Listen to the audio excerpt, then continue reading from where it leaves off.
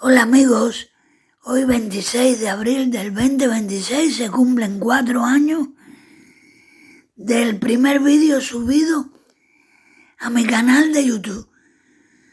Fue un vídeo muy pequeño, igual que este, que es de celebración y de recordatorio. Aquel entonces fue en el Parque Ballina, en el Estanque del Parque Ballina, y hoy he querido volver al mismo lugar.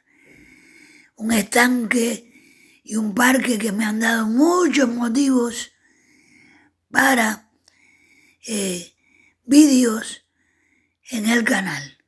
Disfruten las imágenes.